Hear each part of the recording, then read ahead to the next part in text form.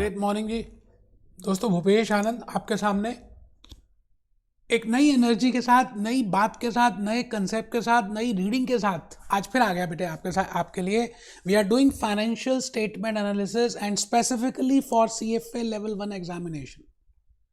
और मैं latest curriculum और लेटेस्ट स्क्वेजर से करा रहा हूं, बट बिफोर दैट मैं आज आपके सामने एक ऐसा फ्लो चार्ट दूंगा, because I will be doing with new reading named as inventories.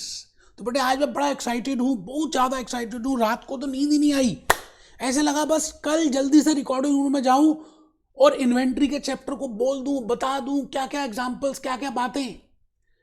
To give you the example of Wikipedia, to give you the example of Apple computers, to give you the example of Maruti Suzuki, आज मैं आपको अलग अलग companies के through आपको basic एक idea देने वाला हूं बेटे इन्वेंटरीज का। आज का ये जो लेक्चर है, आप ये समझ लीजिए कि पूरा फ्लो चार्ट आपको इस रीडिंग का, CFA लेवल के जितने भी 12 लर्निंग आउटकम्स हैं, एक आइडिया लग जाएगा। तो बेटा रजिस्टर ओपन कर लें। मैंने लिखा ग्रेट मॉर्निंग, मैंने लिखा रीडिंग इन्वेंटरीज, और एक बात बड़ी प्यारी सी लिखी है जी, no defeat is final until you stop trying. आप जब तक कोशिश करना नहीं छोड़ते, आपको मालूम ही है that some result is there. आजकल इंडिया का रिजल्ट CFA में थोड़ा सा ड्रॉप हुआ है जब से कंप्यूटराइज एग्जामिनेशन हुआ है, no doubt for that, but still आपने अगर मन से हिम्मत नहीं हारी तो बेटे कुछ भी नहीं दिक्कत है, दोबारा से चलेंगे। मैं कितनी बार फेल हुआ हूं यार, CFA में मैं 3 बार फेल हुआ, मैं CA में फेल हुआ, मैं IFRS में फेल हुआ, मैं लंदन में। तो डिफीट थोड़ी है, मैंने आज सब कुछ क्लियर कर लिया। No defeat is final until you stop trying. इन्हीं बातों के साथ मैं भूपेश आनंद आज आपके सामने एक introductory lecture in regard to inventories, a very very beautiful reading, very important reading I will say, and I will be giving this reading as a 5 star from examination point of view. No doubt we have discussed in last chapters, I think we have discussed in understanding income statement, in also in understanding balance sheet, also we have discussed inventory equation in understanding cash flow statement. मैं भूपेश आनंद जो भी कुछ मैंने बताया, मैं assume कर रहा हूं कि मैंने उस समय कुछ भी नहीं बताया। मैं बिल्कुल बिगिनिंग से, स्टार्टिंग से एक बार फिर आपको इन्वेंटरीज की बातें करूंगा। आप बस मेरी बात को ध्यान से सुनते रहना, मैं जो बातें बताऊंगा उनको थोड़ा सा समझना, नोट करना बेटे, इसको नॉर्मल यूट्यूब लेक्चर मत मानना। I am discussing with 12 learning outcomes, 12 learning outcomes आपके CFA करिकुलम में गिवन है। स्क्वाइजर देखे तो 12 हैं, और आपको पता ही है I have prepared my own juice notes, उसमें मैंने 12 concept, I have prepared my own 12 concepts in regard to inventories. ये देखिए जी, इन्वेंटरीज का जो चैप्टर है, ये जो 12 learning outcome as per your CFA, मैंने क्या किया, इनके 12 कंसेप्ट बना दिए। बेटे भूपेश आनंद एक एक कंसेप्ट को क्लियर करेगा, एक एक बातें बताएगा, अपनी कहानी बताएंगे। मैं आपको रोजमर्रा के एग्जाम्पल से, आपको सिंपल लॉजिक से A to Z सारे लर्निंग आउटकम्स क्लियर कर दूंगा बेटे। और आपको मैं थोड़ा सा और भी बता दूं कि मैंने अंडरस्टैंडिंग इनकम स्टेटमेंट जब कराया था, आपको थोड़ा सा याद हो बेटा, अंडरस्टैंडिंग इनकम स्टेटमेंट में मैं सीधा जूस नोट्स में जा रहा हूँ।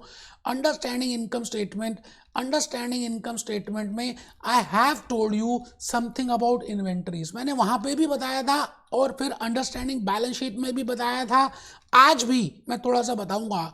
आइए देखते हैं बेटे, इन कैश फ्लो स्टेटमेंट में भी बताया था, आई थिंक इन्वेंट्री इक्वेशन अभी देख लेंगे।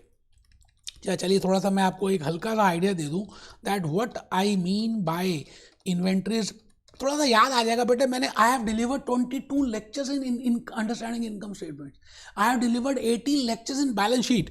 तो आपको थोड़ा सा आइडिया तो होना चाहिए कि मैंने ये बातें आपको ऑलरेडी बता दी थी, और फिर आज हम उन्हीं बातों को डिटेल में करेंगे। तब ट्रेलर बताया था, और आज के इस लेक्चर में मैं आपको पूरी पिक्चर दिखाऊंगा बेटे। तब जस्ट बताया था इंट्रोड्यूसिंग क्या, रणबीर एंड आलिया। आज हम इनकी मैरिज कराएंगे बेटे। पहले तो रिंग सेरेमनी हुई थी, रिंग सेरेमनी कराई थी मैंने खाली रिंग सेरेमनी बताई थी। आज मैं पूरी की पूरी पिक्चर दिखा दूंगा आपको। कैटरीना कैफ की बातें भी बताऊंगा, क्योंकि कैटरीना की मैरिज तो हो ही चुकी है, आप सबको मालूम ही है। तो बेटे अब मैं रणबीर की और आलिया की पूरी मैरिज करके दिखाने वाला हूँ। ये देखिए बेटे, ये देखिए, ये देखिए, ये आ गया बेटे। ये है बेटे, ये चैप्टर है understanding income statement. At that time also I have shown you, I have given you something about inventories. Even in understanding income statement, in balance sheet मैंने उस समय भी बताया था। तो मैं चाहता हूं कि आप पहले एक बार जल्दी से मेरी थोड़ी सी बातों को सुन लें, फिर हम आएंगे इन जूस नोट्स में, मैं सारी बातें बताऊंगा। तो आप रजिस्टर ओपन करें, कमर सीधी करके बैठें, नॉर्मल लेक्चर मत अज्यूम करें। मैं भूपेश आनंद आपके सामने ये अपनी आप एक कसम खाता हूं कि I will be telling you each and every concept to the best of my knowledge, और आपको समझ आएगा। मजे की बात तो ये है, आप हमारे कमेंट्स देखिए, आपको समझ आएगा बेटे। As a charter holder inventories we should understand 12 concepts, 12 बातें, 12 लर्निंग आउटकम्स। तो मैं अपना झंडा, भारत माता की जय, मैं अपना झंडा ऊपर कर रहा हूं। मैं आज से झंडा ऊपर करके आपको कंसेप्ट की बातें बताऊंगा। And I have just given you that understanding income statement, understanding in balance sheet. मैंने बताया बेटे, मैंने ना रेफर भी कर दिया कि भाई एक अंडरस्टैंडिंग इनकम स्टेटमेंट मैंने घड़ा बनाया था, उसमें 11 कंसेप्ट थे। उसमें कंसेप्ट नंबर 5 था एक्सपेंस रिकॉग्निशन, और उसमें था स्पेशल एक्सपेंस रिकॉग्निशन, और उसमें था इन्वेंट्री एक्सपेंस रिकॉग्निशन, और उसमें था कि how we can calculate cost of goods sold if and it is to be related with number of unit sold. कि भाई मैंने बेचे 800 है तो कॉस्ट ऑफ गुड्स सोल्ड भी तो 800 की होनी चाहिए, बाकी बैलेंस हम क्लोजिंग इन्वेंट्री में दिखाएंगे। ये बात मैंने बताई थी अंडरस्टैंडिंग इनकम स्टेटमेंट में at the time of expense recognition concept, ठीक है जी। उसके बाद and after that I have given you some methods, you know that there are different methods for cost flow, like FIFO, like LIFO, like average, like specific identification. No doubt थोड़ा सा बताया था, फिर मैंने कहा था डिटेल में अब इन्वेंट्रीज की अलग से रीडिंग करेंगे। आज वो दिन आ गया बेटे, आ गया, बधाइयां रे बधाइयां बेटे, वो डे आ गया। अंडरस्टैंडिंग बैलेंस शीट में मैंने 8 कंसेप्ट्स की डिस्कशन की थी, और उसमें कंसेप्ट नंबर 3 बताया था बेटे, करंट एसेट्स एंड लायबिलिटीज। और उस कंसेप्ट 3 में पॉइंट नंबर ई था different components of current assets, और उसमें था 4th रोमन। बेटे देखो कितनी मेहनत से आपको मैंने वो सारे भी पीपीटी भी शो किए। With in that, in understanding balance sheet मैंने आपको इन्वेंट्रीज की बातें बताई थी, दैट डिस्क्लोजर कैसे करते हैं, वैल्यूएशन कैसे करते हैं, नॉर्मल लॉस क्या होता है, IFRS क्या कहती है, यूएस गैप्स क्या कहती है। बट मैं मान के चल रहा हूं कि आपको जब मैं इन्वेंट्रीज बता रहा था तो आप सोए हुए थे, आपको समझ ही नहीं आ रहा था, आप वॉशरूम गए थे, आप लेट के पढ़ रहे थे, आपको लॉजिकली कुछ भी क्लियर नहीं हुआ। तो मैं आज एक नई कहानी नई तरह से स्टार्ट करूंगा बेटे। एक था राजा, एक थी रानी, दोनों मर गए, नहीं मरे बेटे। अभी तो इन्वेंट्रीज का चैप्टर करेंगे, कहानी बनेगी, आगे घर संसार चलेगा। Now they will have a family. तो मैं भूपेश आनंद आज आपको सबसे पहले तो आज के इस लेक्चर में, because I have to give you a bird's eye view in regard to inventories, that what I mean by inventories, how we can calculate inventories, what are the types of inventories, in which type of industries, whether it is a case of in manufacturing industry, in service industry, in contract industry, in job industry, in batch industry, कौन सी ऐसी type of industry है जहां पर inventories होती हैं। फिर मैं आपको बताऊंगा टाइप्स ऑफ इन्वेंट्रीज क्या होती हैं, किस किस तरह के इन्वेंट्रीज होती हैं। बेटे मेरी कहानी मुंह जबानी होगी, बस आपने आने वाले 10-11 मिनट ध्यान से समझना है। फिर जो भी बातें मैं बताऊंगा, आई have prepared a flow chart for that. बस बेटे जैसे फ्लो चार्ट खत्म होगा, शाहरुख खान की एक मूवी दिखाने वाला हूं आपको। शाहरुख खान कुछ बोलेगा, आप उसकी बात को सुनना। बस बेटे आज का लेक्चर कंप्लीट हो जाएगा। मैं सबसे पहले आपको मीनिंग बताऊंगा, टाइप्स ऑफ इन्वेंट्रीज बताऊंगा, इन्वेंट्री इक्वेशन बताऊंगा, which we have discussed in cash flow statement, that if there are 4 variables। चलिए जी कहानी शुरू करते हैं। आप सभी को मैं आपसे ये कहता हूं कि आपको क्या लगता है इन्वेंटरी का मीनिंग क्या है। चलिए आपसे ही स्टार्ट करते हैं। What is the meaning of inventory, क्या लगता है बेटे। वेजिटेबल वेंडर को कभी देखा बेटे, फ्रूट वेंडर को देखा, गोल्डस्मिथ को देखा, क्रोमा को देखा, रिलायंस डिजिटल को देखा, अपोलो टायर्स को देखा, मारुति सुजुकी को देखा, एप्पल कंप्यूटर्स को देखा, नेरोलैक पेंट्स को देखा। आप किसी भी मैन्युफैक्चरिंग इंडस्ट्री की बात कर रहा हूं, I am not talking of service industry. मैं इस समय HDFC बैंकिंग की बात नहीं कर रहा, I am not talking of insurance company, I am not talking of service industry. If you see any of the manufacturing industry, बेटे manufacturing का मतलब ही है इन्वेंट्रीज। अगर मैन्युफैक्चरिंग का नाम हटा दें तो हम इन्वेंट्रीज भी लिख सकते हैं। It means inventories is equal to manufacturing industries. You getting my point? Inventories आपको मैन्युफैक्चरिंग इंडस्ट्रीज में ही मिलेंगी और अलग अलग तरह की इन्वेंट्रीज होती हैं बेटे। जैसे in accounting year in America my accounting year is from January to December, in India my accounting year is from April to March. आप बताइए, जब आप पेपर देने जा रहे होते हैं लास्ट पॉइंट में भी कुछ ना कुछ बैलेंस आपका कुछ रह जाता ना कि यार अगर 10 मिनट और मिल जाते तो मैं थोड़ा सा और पढ़ लेता। It means that is inventory. Similarly, a Maruti Suzuki is manufacturing a automobile. एक कार बना रही है, अर्टिगा बना रही है, वैगनर बना। It means as on 31st March और as on 31st December they still have something in their stock, in their inventory.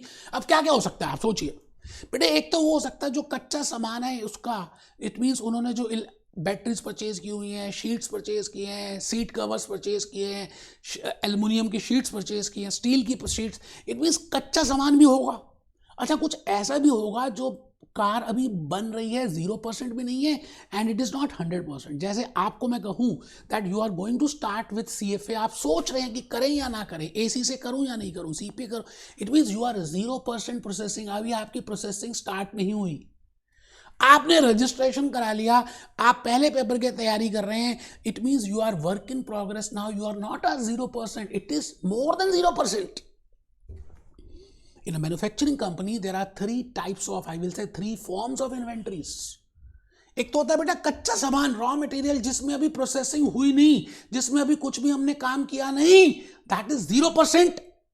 और एक होता है बिल्कुल फिनिश्ड हो गया है, दैट इज 100%, जो बिल्कुल कंप्लीट हो गया बेटा। मारुति सुजुकी में अगर आप देखें तो कुछ तो बेटा 100% आपको समझ आ रहा है कि कुछ तो कच्चा सामान होगा, जो मटेरियल ऑलरेडी उनके स्टोर्स में पड़ा होगा। मान लेते हैं कच्चा सामान क्या होगा, लाइट्स होंगी, अज्यूम करते हैं बैटरीज होंगी, कुछ सीट कवर्स होंगे, कुछ सीट्स होंगी, कुछ शीट्स होंगी, कुछ एल्युमिनियम स्टील शीट्स होंगी। अच्छा, कुछ ऐसी भी होंगी जो ऑलरेडी कुछ ना कुछ बन रहे हैं। It means they are not raw material, I will say, and they are not finished goods. It means that is between 0% to 100%. And there may be some stock which has already been completed. Now it is being stored in the godown, in the warehouse.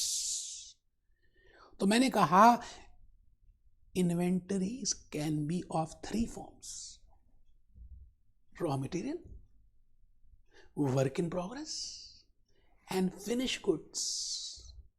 आप जब सोच रहे थे course को join करने के लिए, at that time raw material you have not registered for that, but एक डे आएगा जब आप सारे लेवल, सारे पेपर्स क्लियर कर लोगे and you will be getting the membership of that institute.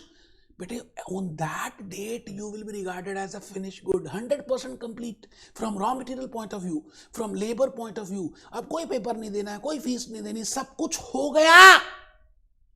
It means I can say that in case of raw material 0% processing is there. In case of work in progress, बीच का आप समझते, बीच का, it means that is more than 0% but less than 100%. And if a product is 100% completed, that is ready for sale, I will say that is a finished good. तो आपको एक बात तो मैंने इस चर्चा से ये बता दी कि भाई इन्वेंट्रीज हम मैन्युफैक्चरिंग इंडस्ट्रीज में के रिलेशन में पढ़ते हैं। We are not relating with service industry, क्योंकि सर्विस इंडस्ट्री में इन्वेंट्री होती नहीं है।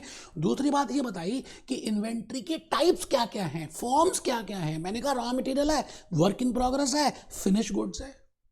बेटे अभी आप ये भूल जाइए कि लर्निंग आउटकम्स में क्या है। पहले मैंने कहा ना, मेरी आज की लेक्चर को ध्यान से सुनिए।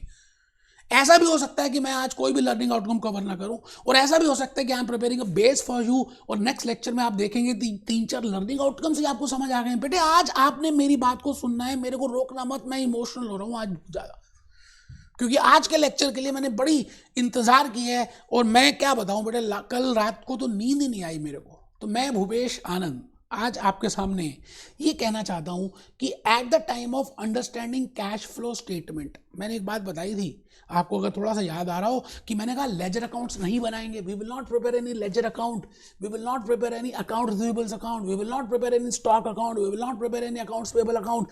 Just understand this logical flow chart.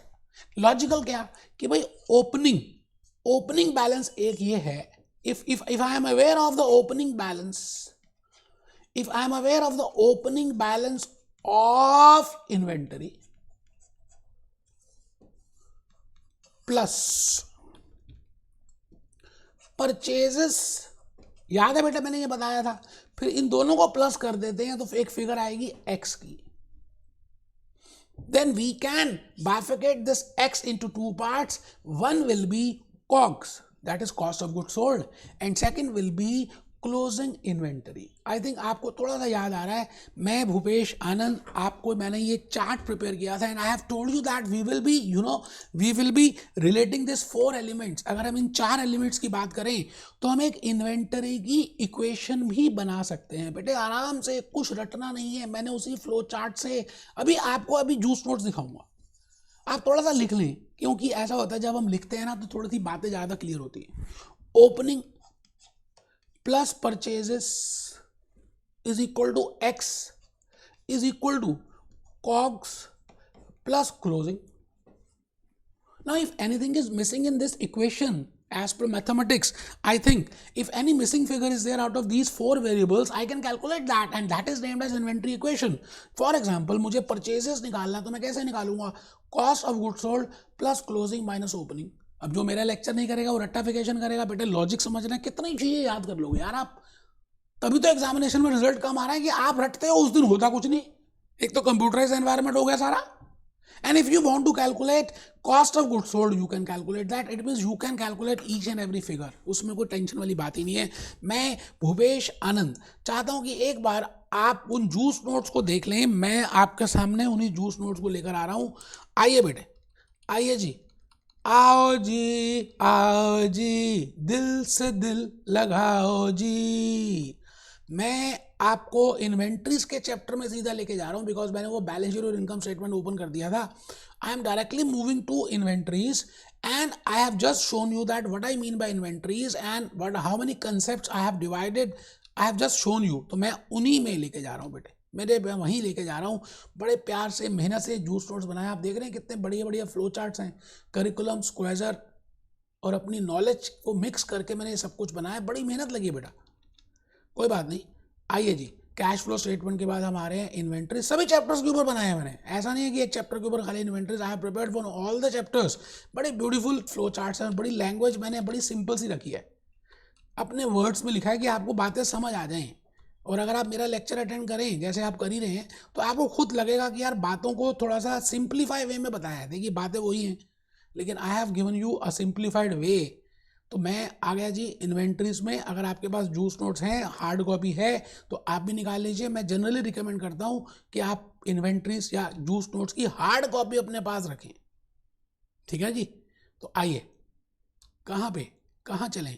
Inventories के चैप्टर में जा रहे हैं जी, खत्म ही नहीं हो रहा था. वो कितने बड़े बड़े मैंने फ्लो चार्ट्स प्रिपेयर किए. ये आ गया जी, ये डायरेक्ट मेथड है, इनडायरेक्ट मेथड है. आई एम मूविंग टू मैं जा रहा हूँ बेटा सीधा. सर कहाँ पे जा रहे हैं बेटा? इसके बाद फाइनेंशियल एनालिसिस टेक्निक्स है, वो भी हमने कवर किया. And after financial analysis techniques I have started with inventories. तो मैं इन्वेंट्रीज की तरफ हूँ इस समय, और चाहता हूँ कि आप एक बार ईमानदारी से उस इन्वेंट्री को देखें. हाँ सर निकाल तो लीजिए आप, पहले आप निकाल तो पा नहीं रहे बेटे, बस लास्ट में बस एक स्क्रॉल कर रहा हूँ. ये देखिए जी, first point, basic knowledge about inventory. This is my concept number 1. मैं आज आपको यही कंसेप्ट बताना चाहता हूँ. आपको अगर बेसिक नॉलेज समझ आ गई ना तो बाकी सारे कंसेप्ट समझ आ जाएंगे. लिफो रिजर्व क्या है, लिफो लिक्विडेशन क्या है, यूएस गैप्स क्या है, आईएफआरएस क्या है, वैल्यूएशन मेथड्स क्या है, कॉस्ट फ्लो मेथड्स क्या है, इन्फ्लेशन क्या है, डिफ्लेशन क्या है, डिस्क्लोजर्स क्या है, रेशो, सब बता दूंगा. आज के लेक्चर को अगर आप ध्यान से देखेंगे तो मैंने फर्स्ट पॉइंट में ही फ्लो चार्ट प्रिपेयर किया. और बेटे आज के इस लेक्चर में मैंने इसी फ्लो चार्ट के ऊपर एम्फोसिस देना है, और आपको कहना है कि आप इस फ्लो चार्ट को प्रिपेयर करें. क्या लगता है, बनाना चाहेंगे? है मन? एक बच्चा कह रहा है जूस नोट्स तो है ही, मैं क्या बनाऊं? नहीं बनाना है बेटे, फिर भी बनाना है. फ्लो चार्ट जरूर बनाना है, हम सब ने प्रिपेयर करना है. मैंने तो फ्लो चार्ट ऑलरेडी प्रिपेयर किया है. और देखिए फ्लो चार्ट किस तरह से आपको दिख रहा है, मैं आपको थोड़ा सा बता दूं. फ्लो चार्ट आपको इस तरह से नजर आएगा जी। बेटे ये है फ्लो चार्ट जो अभी आप बना रहे हैं। अभी आपने जो बनाना है, मैंने एक आउटलाइन बना दिया है कि पहला मैंने डब्बा बनाया, बॉक्स बनाया, उसमें लिखा मीनिंग ऑफ इन्वेंट्री और forms of inventory. Second box बनाया, उसमें लिखा इन्वेंट्री इक्वेशन जो अभी बताई थी। बेटे आपको पता है सारे चैप्टर्स में मैंने फर्स्ट लेक्चर में फ्लो चार्ट के थ्रू पूरे लेक्चर के बाद पूरी बात बताई। And then I have given you 3 questions. मैंने आपसे 3 बातें पूछी और उन 3 क्वेश्चंस को आंसर करने के लिए हम 3 आंसर्स करेंगे। बस बेटे यही फॉर्मेट है। आप जिसके बेसिस पे आज फ्लो चार्ट प्रिपेयर करेंगे, तो मैं चाहता हूं कि आप सभी इस फ्लो चार्ट को देखें और मेरे साथ साथ बनाएं। आइए जी, आइए। First point inventory. तो मैं फर्स्ट बॉक्स यहां देखिए जी, बॉक्स नंबर 1 है। आपको समझाने के लिए लिख रहा हूं, आपने नहीं लिखना box number 1। First is forms of inventory. We have just seen that there are 3 forms: raw material, work in progress, and finished good. These are the 3 forms, which is 0% completed, which is 100% completed, and which is from 0 to 100. That is work in progress. I can understand inventories if I can answer these 3 questions. मैं अगर इन 3 questions का answer दे दूं तो पूरी reading inventories की मेरे को समझ आ जाएगी। First question to you is what are the different cost flow methods. मैंने डिस्कस किए थे फिफो लिफो, आज फिर वो तो तब जो बताया था फुल स्क्रीन में देखेंगे बेटे। आज तब शायद गेस्ट अपीयरेंस में देखा था, फुल स्क्रीन में देखेंगे what are cost flow methods. Question number 2, What is the meaning of LIFO reserve. बेटे यूएस गैप्स अभी भी लिफो को प्रमोट करता है। तो लिफो रिजर्व क्या होता है? इन्फ्लेशन जब होती है तो क्या लिफो रिजर्व का एग्जिस्टेंस आता है। What is the LIFO reserve, what is LIFO liquidation. Deflation होती है तो लिक्विडेशन, वो देखेंगे। क्वेश्चन नंबर 1 आप लिख चुके हैं क्या? क्वेश्चन नंबर 2 लिखिए what is the meaning of LIFO reserve. Question number 3 is what are the different inventory valuation methods. हम इन्वेंटरी को किस किस अलग तरह से वैल्यू कर सकते हैं। नेट रिलायजेबल वैल्यू क्या होती है, कॉस्ट प्राइस क्या होती है, उसकी मैक्सिमम लिमिट क्या है, मिनिमम लिमिट क्या है। बेटे एक भी चीज ऐसी नहीं होगी जो आपको मैं नहीं कवर करूंगा और आपको समझ आएगी। बेटे आप बस फ्लो चार्ट प्रिपेयर कीजिए। मैंने कहा जी first point is what are the different cost flow methods, and for cost flow methods I am giving you answer number 1. FIFO is a cost flow method. LIFO is a cost flow method. Weighted average is a cost flow method. Specific identification method is a cost flow method. मतलब इन method से हम cost के flow को check कर सकते हैं। पता नहीं कितनी बार आप सुन चुके हैं first in first out, last in first out, weighted average, specific identification. लेकिन आपको जिस तरह से मैं बताऊंगा, जिस वे ऑफ थॉट से मैं बताऊंगा, आज तक आपने नहीं सुना होगा। बेटे फ्लो चार्ट में आप लिख लें और यहां पर ये काट दे बेटे। कॉस्ट फ्लो मेथड्स नहीं है, इन्वेंटरी मैनेजमेंट मेथड्स। इन्वेंटरी को मैनेज करने के लिए हम या तो पीरियोडिक इन्वेंटरी सिस्टम फॉलो कर सकते हैं या परपीचुअल कर सकते हैं। What is periodic, what is परपीचुअल, वो देखेंगे। तो फर्स्ट क्वेश्चन का आंसर नंबर 1 आप लिख रहे हैं। Question number 2 is what is the meaning of LIFO reserve, and for understanding the LIFO reserve I should know what I mean by inflation. महंगाई की बातें करेंगे। हाय महंगाई, मैं गाना भी दिखाऊंगा पिपली का, हाय महंगाई। And if it is an inflation and you are following last in first out, then why there is an incidence of LIFO reserve, हम डिस्कस करेंगे, केस स्टडीज देखेंगे। तो आप फर्स्ट पॉइंट लिख लीजिए, meaning and need of LIFO reserve. Inflation लिखना लिख सकते हैं, नहीं तो कोई बात नहीं। Meaning and then LIFO liquidation. Deflation जब होगा तो लिक्विडेशन होगी। एक बच्चा कहता है सर लिफो रिजर्व्स होता क्या, हम तो पहली बार सुन रहे हैं। भूपेश आनंद बताएगा बेटे आपको लिफो रिजर्व, यूएस गैप्स और आईएफआरएस के बीच में जो डिफरेंस है, due to which in case of inflation we have to create a LIFO reserve as per US gaps, and what is LIFO liquidation देखेंगे, and sometimes we have to convert from LIFO to FIFO, उसको भी discuss करेंगे। बेटे question number 2 का answer number 2 जल्दी से लिख लो मेरे भी दोस्त। थर्ड क्वेश्चन है what are the different valuation methods, and इसमें हम डिस्क्लोजर्स भी कवर करेंगे। And disclosures because as inventory you have to disclose that in your balance sheet, and how we will disclose that, what are the valuation methods? बेटे आपको पता ही है कि आप कभी आम लेने जाते हैं तो एक एक्स डॉलर्स का होता है, कभी थोड़े दिनों के बाद जाते हैं तो एक्स माइनस डॉलर्स का या एक्स प्लस डॉलर्स का. ना हाउ टू वैल्यू दैट? कई बार आपकी इन्वेंट्री खराब भी हो जाती है because that is very perishable good, that can not be stored and you have stored that. Sometimes there is a shrinkage, there is a normal loss, there is a abnormal loss. Then how to value that? So we will value cost price or net realizable value, whichever is net realizable value or cost price, whichever is less. Now what I mean by net realizable value, that is NRV, that is selling price minus selling cost. उसको देखेंगे. तो आप पहले एक बार first photo बना लीजिए और मेरी बात को फर्स्ट पॉइंट में आ जाइए. बस कंसेप्ट नंबर 1 हमने फ्लो चार्ट कवर किया जी अभी. बेटे कंसेप्ट नंबर 1 तो अब स्टार्ट करेंगे that what is a basic information जो मैं आज आपका इस लेक्चर का टेक अवे है. अब स्टार्ट हो रहा है. तो मैंने फर्स्ट पॉइंट लिखा, it is a subject matter of operating activity. I think I have given you in the cash flow statement that there are 3 activities, operating activities, investing activities, financial activities.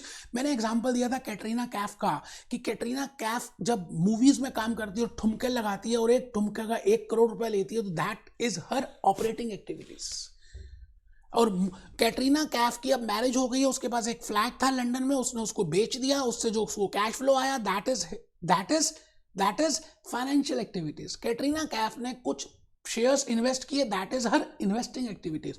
So my point is inventory is a operating activity item. क्या ये बात सबको समझ आ रही है? Inventory is a operating activity item. एक बच्चा कहता सर आज आपने मूवी दिखानी दी. दिखाऊंगा बेटे, अभी 2-3 बातें समझ लो, मूवी में भी आएंगे बेटे. अभी तो मैंने विकीपीडिया की साइट भी दिखानी है. Service industry does not have any inventory. Underline कर दीजिए, लिख लीजिए अगर नहीं है आपके पास बेटे जूस नोट. समझदार बच्चे वो होते हैं जो पहली बार ही समझ लेते हैं. Inventories can be of different forms. I have just given you example of Maruti Suzuki.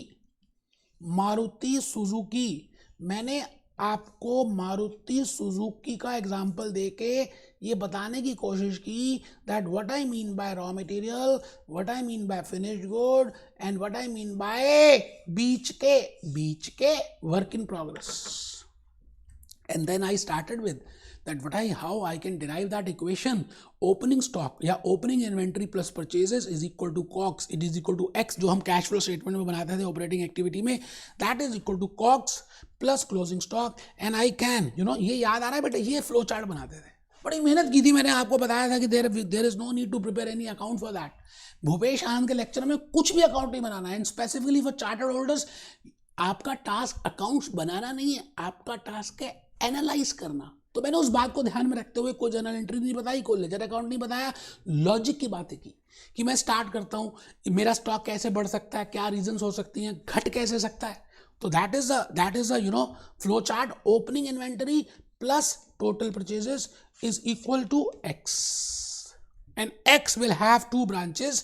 One is cost of goods sold and second is closing inventory. In case any of the variable is missing, we can calculate the balancing figure. We have just seen that.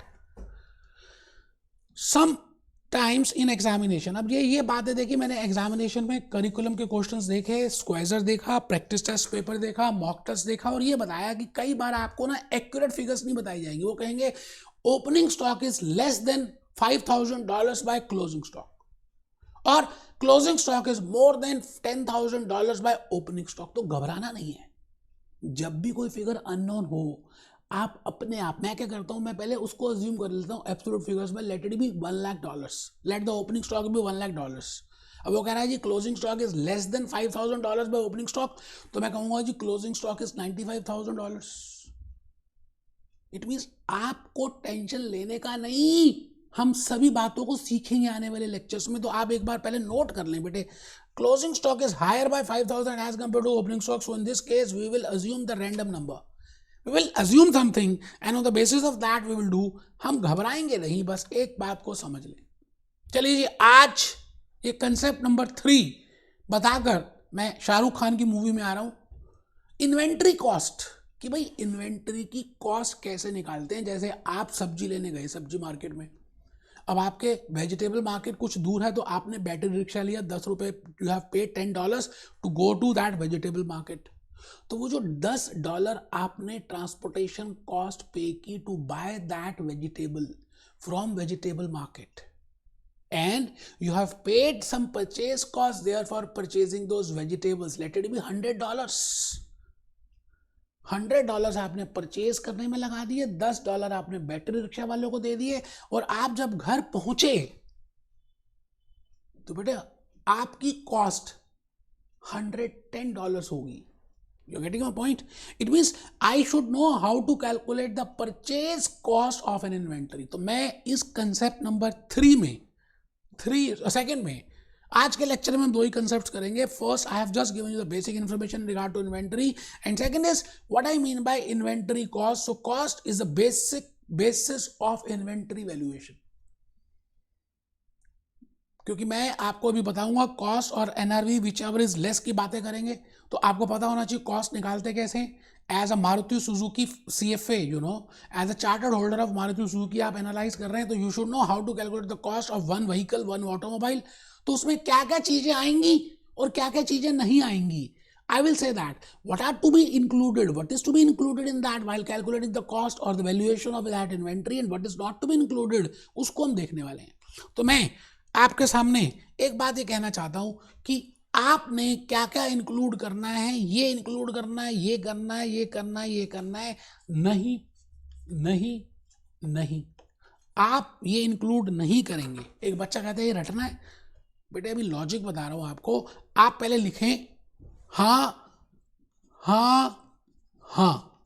Product cost में आप purchase cost, it means जब आप inventory cost calculate कर रहे हैं तो you have to include purchase cost की भाई वो यूनिट्स आपने कितने में खरीदे. लॉजिकली आप बताइए इन्वेंट्री कॉस्ट में वो आना चाहिए या नहीं आना चाहिए. बिल्कुल आना चाहिए. ऑटोमोबाइल की एक हम कॉस्ट कैलकुलेट कर रहे हैं मारुति सुजुकी, तो how much the material we have purchased and how much material we are using for manufacturing that automobile आना चाहिए, तो हम उसको इंक्लूड करेंगे. That is purchase cost of raw materials. लिखा नहीं है रॉ मटेरियल्स, लेकिन आपको समझाने के लिए बता रहा हूं, होगा ही बेटा वो. Second, plus conversion cost. आपको क्या लगता है कि मारुति सुजुकी कुछ एक्सपेंस करती होगी to convert that raw material into finish goods. बेटे बड़ी सी फैक्ट्री होगी, उसमें बड़ी सारी मशीन्स होंगी, उसमें बड़े सारे वर्कर्स होंगे, आवाज़ें आ रही होंगी, धाएं धाएं धाएं धाएं धाएं. मटेरियल आएगा स्टोर से, उसको हम कन्वर्ट करेंगे. किसको किसको. Raw material is to be converted to finish goods. उसके लिए लेबर की रिक्वायरमेंट है, ह्यूमन एफर्ट्स की ज़रूरत है, मशीन एफर्ट्स की ज़रूरत है, इलेक्ट्रिसिटी की ज़रूरत है, मशीन्स की ज़रूरत है. बेटे और भी इंफ्रास्ट्रक्चर लॉजिस्टिक की ज़रूरत है. तो मैं कहूँगा कन्वर्जन कॉस्ट, जो भी कॉस्ट उस मटेरियल को फिनिश गुड्स में कन्वर्ट करने के लिए लगेगी, उसी का नाम है कन्वर्जन कॉस्ट. आप बताइए लॉजिकली, आप बाजार से वेजिटेबल लेकर आए, आप रेस्टोरेंट मैनेजर हैं, आप रेस्टोरेंट चलाते हैं, जोमेटो का भी काम करते हैं, स्विगी भी हैं. आप ये बताइए if you have purchase that vegetable, अब उस वेजिटेबल से आपने शाही पनीर बनाना है, तो शाही पनीर के लिए ह्यूमन एफर्ट की ज़रूरत होगी, चेफ की ज़रूरत है, उसके बाद उसमें पनीर की ज़रूरत है, गैस की, all that is inclusive in inventory cost. तो पहली आइटम परचेज कॉस्ट को हम इंक्लूड करेंगे. दूसरी item conversion cost, converting that vegetable to shahi paneer, that is named as conversion cost. It is inclusive of expenses and the human effort, labor, machine effort. अच्छा आप ये बताएं, एक फैक्ट्री में हम बड़े सारे कार्स को बना रहे हैं, बड़े सारे मॉडल्स बन रहे हैं एक साथ ही. अब इस फैक्ट्री का रेंट भी पे कर रहे हैं, इस फैक्ट्री की इलेक्ट्रिसिटी भी पे कर रहे हैं, इस फैक्ट्री में सुपरवाइजर भी है जो सारी कार्स को देख रहा है ना. ये जो कॉमन एक्सपेंसेस हैं, इसको हम एक पर्टिकुलर पॉइंट में, एक पर्टिकुलर इन्वेंट्री में ऐड नहीं कर सकते. तो इसको हम कहते हैं we will allocate this cost. हम बांट देंगे बराबर बराबर सारे यूनिट्स में या सभी मॉडल्स में या सभी प्रोडक्ट्स में, क्योंकि supervisor is not doing specifically for that car. He is managing the whole number of cars, the full floor of cars. Factory rent is not being paid for that particular one model or one car. Factory electricity is not being incurred for that particular one car. It means जो common expenses हैं उसका कुछ हिस्सा क्या लगता है आना चाहिए नहीं आना चाहिए इन्वेंट्री कॉस्ट कैलकुलेट करते समय. बिल्कुल आना चाहिए बेटे. उसको बोलते हैं प्रोडक्शन ओवरहेड्स. जो कॉमन में इनकर होते हैं, जो आप स्पेसिफिकली नहीं देख सकते, जैसे रॉ मटेरियल एक स्पेसिफिकली इनकर हो रहा है, कन्वर्जन कॉस्ट स्पेसिफिकली इनकर हो रही है, but there are so many expenses which are incurred in common, so उनको भी हम कुछ उनका हिस्सा भी जब डालते हैं, उस प्रोसेस का नाम है एलोकेशन। और वो ओवरहेड्स कौन से हैं? जो प्रोडक्शन में रिलेट कर रहे हैं। बेटे there are different types of functions, मैंने कहा था प्रोडक्शन फंक्शन होता है, एडमिनिस्ट्रेटिव फंक्शन होता है, सेलिंग फंक्शन होता है। I am only in relation to production function. तो देखिए थर्ड पार्ट मैंने क्या लिखा है, allocation, allocation, allocation, allocation, allocation of fixed production overheads. बेटे फैक्ट्री रेंट पे करना, प्रोडक्शन हो या ना हो फैक्ट्री का रेंट देना पड़ेगा। I will say rent payment is a production overhead and it is fixed. Supervisor की सैलरी पे करना, प्रोडक्शन हो या ना हो, you have to pay the salary to the supervisor, that is fixed and that is related with production. तो मैं आपसे ये कह रहा हूं, क्या आपको ये पहली बात समझ आ गई परचेज कॉस्ट, क्या ये दूसरी बात समझ आ गई कन्वर्जन कॉस्ट, क्या ये तीसरी बात समझ आ गई allocation of fixed overheads. Allocation का मतलब है distribution of common cost. Common कौन सी? फिक्स्ड नेचर की, प्रोडक्शन से रिलेटेड हो तो हमने लिख दिया fixed production overheads. Other cost necessary to bring the inventory to its present location and condition. और भी बड़ी सारी कॉस्ट होंगी, जैसे मैंने कहा आपको कि मैं वेजिटेबल मार्केट में गया, $10 का मैंने बैटरी रिक्शा को पे किया rent as a fare, so that is also a cost. और फॉर एग्जाम्पल आपने गुड्स कहीं वेयर हाउस में स्टोर की हुई है और आप गुड्स सेल करते हैं शोरूम में, तो बेटे जब आपको डिमांड आएगी तो वेयर हाउस से जब आप शोरूम में उन गुड्स को ट्रांसपोर्ट करेंगे तो you will incur some transportation cost, so that cost will also be a part of inventory. चार बातें, because that cost is incurred to bring that inventory to the present condition. Present condition में उसको लाने के लिए जो cost इनकर हुई उसी को तो बोलते हैं। तो परचेज कॉस्ट, बेटे मैं इन्वेंट्री कॉस्ट में चार बातें इंक्लूड कर रहा हूं, क्या आप मुझे बता सकते हैं? First is purchase cost, second is conversion cost, ये तो बेटे डायरेक्टली इनकर उसी के लिए हुई है। Third is allocation of fixed production overheads, example दिया मैंने फैक्ट्री रेंट का।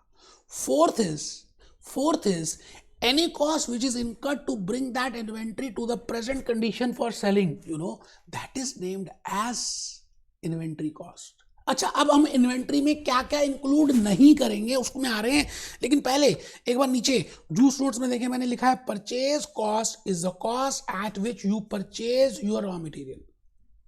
कच्चा सामान जिस कॉस्ट में खरीदते हैं उसको बोलते हैं raw material cost, purchase cost.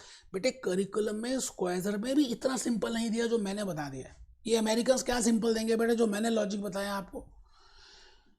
Conversion cost is manufacturing cost which includes labour and overheads. Conversion का मतलब है एक रूप से दूसरे रूप में उसको कन्वर्ट करना, रॉ मटेरियल से एक अलग ढंग में शाही पनीर को मतलब आप सब्जियां ला रहे हैं उसको कन्वर्ट कर रहे हैं, तो that labour and overhead incurred for converting that vegetable to shahi paneer और from raw material to a fixed motor car, that is named as conversion cost.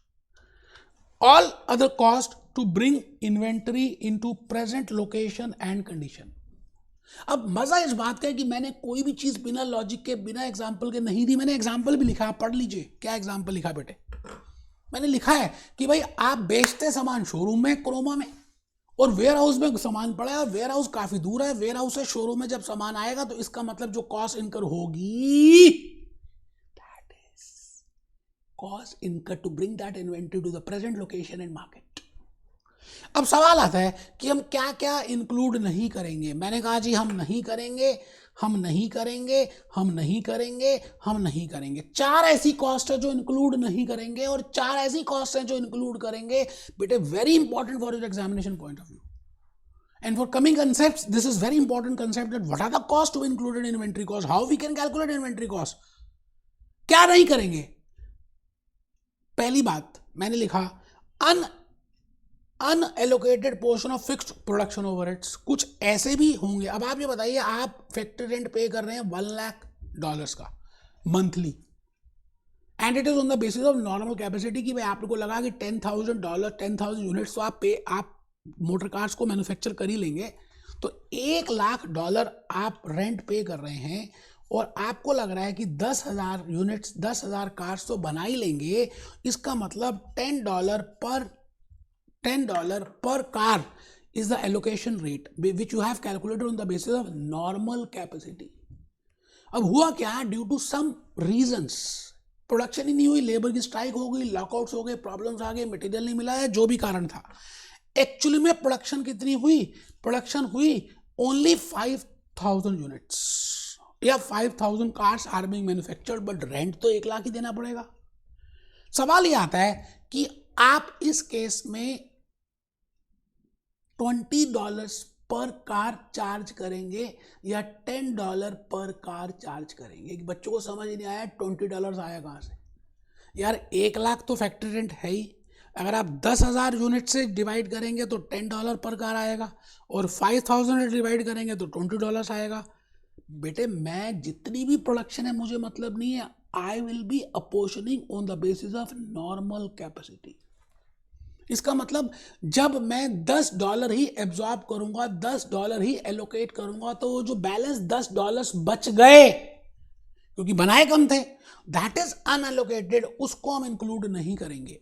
बेटे 2 तरह के लॉस होते हैं, आपको मालूम है. CFA जब आप कर रहे हैं या कोई भी एग्जामिनेशन देते हैं, ACCA, CPA, there is a normal loss. आप कुछ सामान घर में लाते हैं, पेट्रोल लेकर आते हैं, उसका ऊपर का कैप खुला रह गया तो कुछ पेट्रोल तो इवेपोरेट हो ही जाएगा. आप कुछ वेजिटेबल्स लाते हैं तो कुछ लॉस हो ही जाता है, कुछ टमाटर खराब निकलेंगे ही, that is a normal loss. So there are 2 types of losses. एक होता है जो नॉर्मली होगा ही, जिसको आप अवॉइड नहीं कर सकते, दैट इज अनअवॉइडेबल, अनकंट्रोलेबल.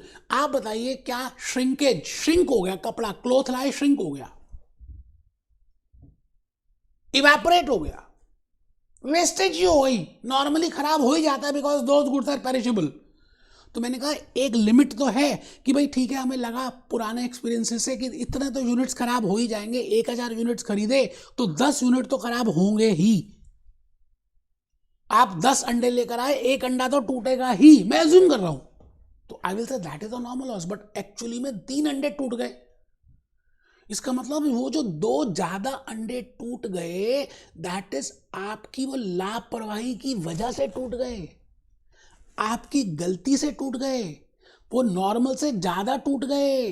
वो जो ज्यादा टूट गए, it is named as abnormal loss. So there are 2 types of losses. One is normal loss and second is abnormal loss. The loss which is avoidable, the loss which is controllable, the loss which is due to your carelessness, the loss which is not within that limits, that is named as abnormal loss. तो बेटे मैंने next part लिखा abnormal wastage of material, labor and overheads. ये भी include नहीं करेंगे क्योंकि आपकी गलती की वजह से हुआ है. It should not be included in the inventory cost. तो हम यहां पर डिस्कस कर रहे हैं कि इन्वेंट्री कॉस्ट में क्या क्या चीजें आएंगी. बेटे मैंने बड़े प्यार से एक्सप्लेन किया, अभी मैं बताऊंगा आपको. चलिए पहले एबनॉर्मल लॉस को देख लेते हैं. मैंने बड़ा ही इंपॉर्टेंटली डिस्कस किया है that how what is the meaning of abnormal loss. Any loss over and above normal loss is named as abnormal loss. कोई भी लॉस अगर नॉर्मल लिमिट से ज्यादा हो रहा है, it is abnormal loss. Abnormal loss should not be passed to the cost of finish goods. ये बात बड़ी इंपॉर्टेंट है कि जो एबनॉर्मल लॉस आपका हो गया, जो नुकसान हो गया, that should not be added in inventory cost because that is due to your carelessness. So you should not add in that. Why you should add in that? Why it is included in inventory cost? ये आपने अगर ध्यान देते, ध्यान से काम करते तो आप फर्स्ट अटेम्प्ट में क्लियर हो जाते. ठीक है, माना कि 1 आध अटेम्प्ट फेल हो जाते हैं बच्चे, बट आपके 3-4 अटेम्प्ट हो गए, इसका मतलब आप ध्यान से पढ़ते नहीं है, ध्यान कहीं और है, व्हाट्सएप में आंसर देते हैं, फेसबुक में ध्यान रखते हैं, गर्लफ्रेंड से बातें करते हैं।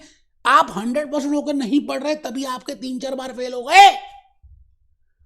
तो एक आध बार तो चलता है कि हमें समझ आता है, चलो एक आध बार हो गया, उससे ज्यादा फेल हुए तो दैट इज अबनॉर्मल लॉस, वो आपकी गलती से हुआ। इसका मतलब ये थोड़ी कहेंगे कि इस कोर्स को करने में इतने अटेम्प्ट लग जाते हैं, it is due to your fault, so that cost is not to be included. मैंने वही बात लिखी है, in case of abnormal loss is significant then it is. For example पढ़ते हैं, बड़ी मेहनत से बनाया बेटा एग्जाम्पल। करिकुलम भी देखिए, मैंने कहा जी मैन्युफैक्चरिंग फॉर्म है, 20% हम मान लेते हैं कि नॉर्मल लॉस है। पास एक्सपीरियंसेस से we have analyse that if you do this business, if you produce this, then 20% is a normal loss, that we agree. So we have purchase 1000 kilograms, so my costing will be, I have purchased 1000 kilograms for $80,000 and I know that 20% will be the loss. So we have purchased a manufacturing company process. तो 10,000 kilo हमने बनाया, हमें पता है कि 10,000 में 20% अगर less करें तो 8,000 किलोग्राम तो बन ही जाएगा। It means $80,000 is the cost for that 8,000 kilograms. You getting my point? It means normal loss is to be beared by total units, is to be beared by the good units. But अब आप नीचे देखिए, बड़ी प्यार से मैंने लिखा है, मैंने कहा जी एक्चुअली में 250 किलोग्राम का नुकसान हो गया। होना कितना था बेटे? होना तो था 1,000 खरीदे थे, 800 बन गए, 200 होना था, प्यार तो होना ही था। एक्चुअल लॉस 200 किलोग्राम्स नहीं है, एक्चुअल लॉस 250 किलोग्राम्स हुआ। होना कितना था? 200 किलोग्राम्स। हो कितना गया? 250 किलोग्राम।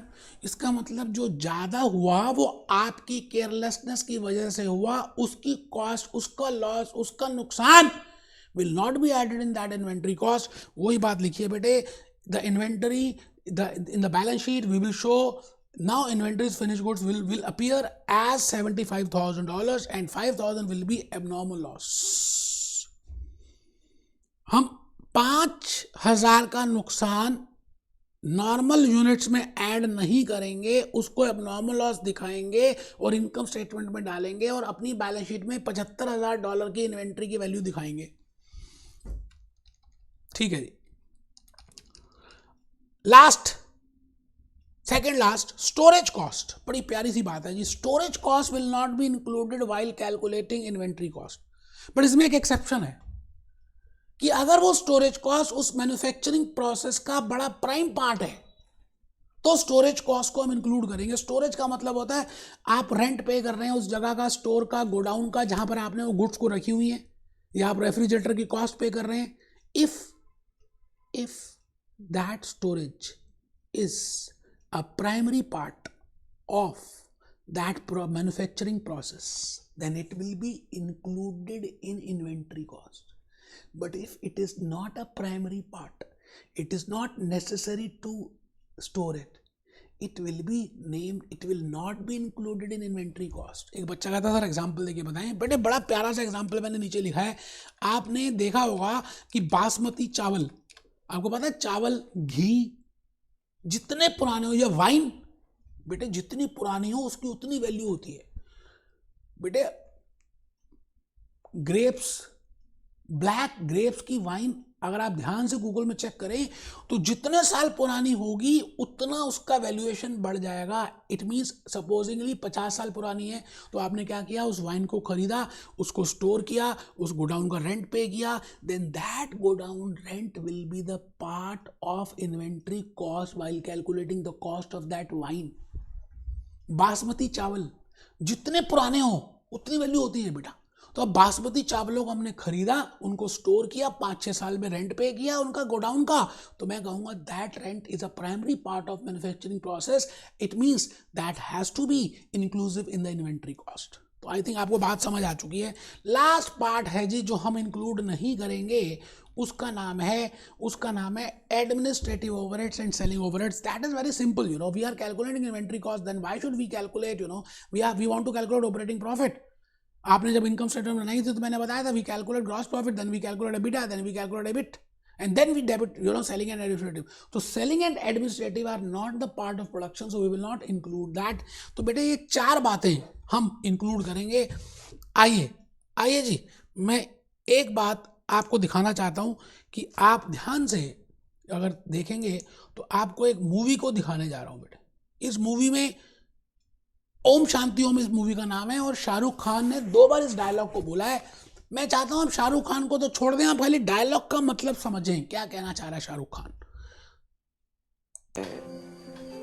कि हर जर्रे ने मुझे तुमसे मिलाने की. ध्यान से सुनना जी, बड़ा इंपॉर्टेंट बात शाहरुख खान बोलने वाला है. साजिश की.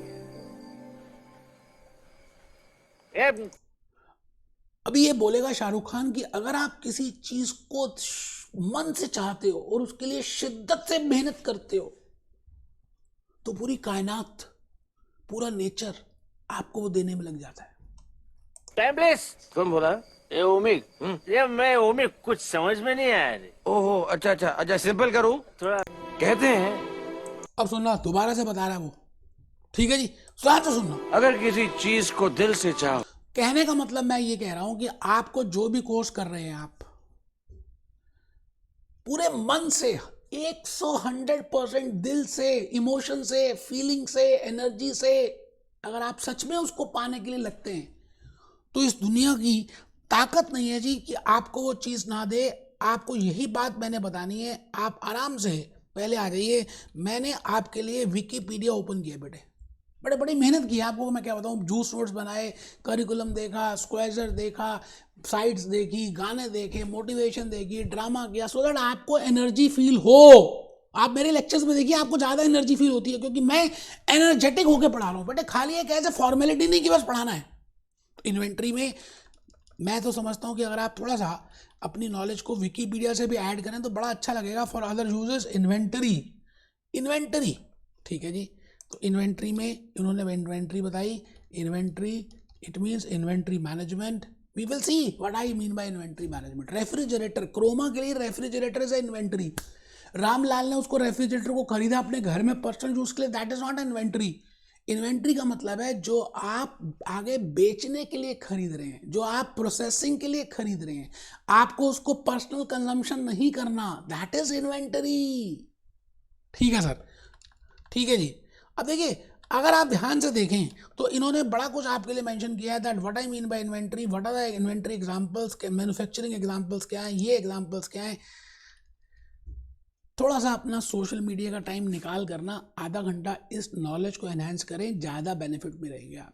मैं तो कहता हूँ एक केस स्टडी बनाएं इन्वेंट्री की. किसी भी एक मैन्युफैक्चरिंग कंपनी को लें, लार्सन एंड टॉर्बो को लें, अपोलो को लें, एप्पल कंप्यूटर्स को लें, उस केस स्टडी को यूट्यूब में अपने चैनल में अपलोड करें. थोड़ी सी वैल्यूएशन बढ़ती है बेटा. तो लेक्चर 1 आपके सामने मैंने आज इन्वेंट्री के बारे में पूरा बता दिया. बड़ा मज़ा आने वाले लेक्चर्स में मैं बड़े सारे कंसेप्ट्स, बड़ी सारी डिटेल, बड़ी सारी बातें, बड़े सारे लॉजिक, बड़े सारे ड्रामे करने वाला हूँ. Be happy, B jolly, B cheerful.